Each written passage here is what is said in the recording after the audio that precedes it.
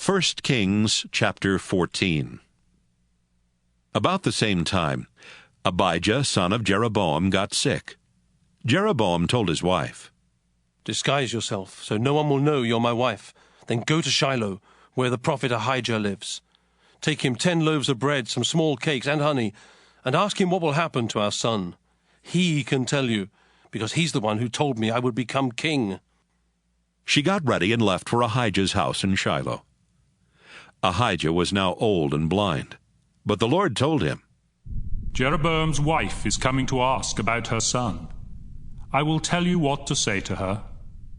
Jeroboam's wife came to Ahijah's house, pretending to be someone else. But when Ahijah heard her walking up to the door, he said, "Come in. I know you're Jeroboam's wife. Why are you pretending to be someone else?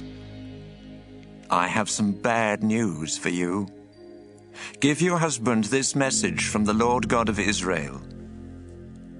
Jeroboam, you know that I, the Lord, chose you over anyone else to be the leader of my people Israel.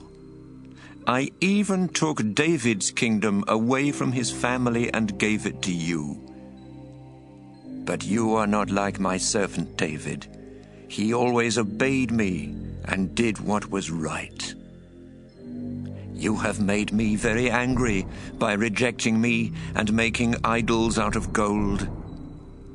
Jeroboam, you have done more evil things than any king before you. Because of this, I will destroy your family by killing every man and boy in it, whether slave or free. I will wipe out your family just as fire burns up trash. Dogs will eat the bodies of your relatives who die in town, and vultures will eat the bodies of those who die in the country. I, the Lord, have spoken, and will not change my mind." That's the Lord's message to your husband. As for you, go back home, and right after you get there, your son will die. Everyone in Israel will mourn at his funeral.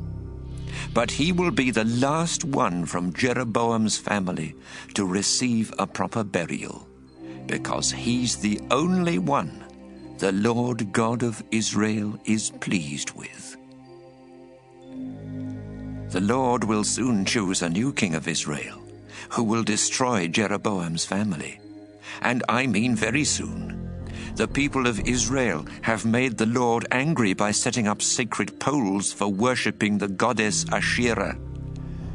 So the Lord will punish them until they shake like grass in a stream.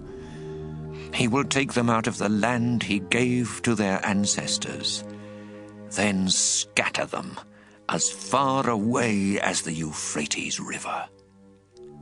Jeroboam sinned and caused the Israelites to sin. Now the Lord will desert Israel." Jeroboam's wife left and went back home to the town of Tirzah. As soon as she set foot in her house, her son died. Everyone in Israel came and mourned at his funeral, just as the Lord's servant Ahijah had said. Everything else Jeroboam did while he was king, including the battles he won, is written in the history of the kings of Israel. He was king of Israel for 22 years. Then he died, and his son Nadab became king. Rehoboam, son of Solomon, was 41 years old when he became king of Judah, and he ruled 17 years from Jerusalem, the city where the Lord had chosen to be worshipped. His mother Naamah was from Ammon. The people of Judah disobeyed the Lord and made him even angrier than their ancestors had.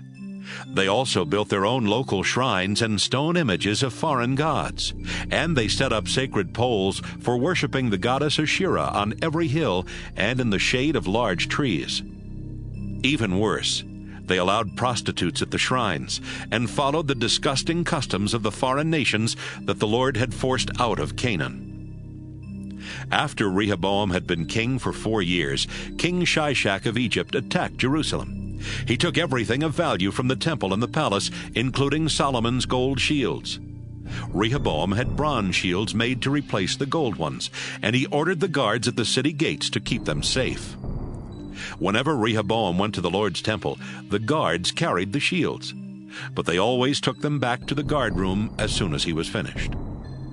Everything else Rehoboam did while he was king is written in the history of the kings of Judah. He and Jeroboam were constantly at war. Rehoboam's mother Naamah was from Ammon, but when Rehoboam died, he was buried beside his ancestors in Jerusalem. His son Abijam then became king.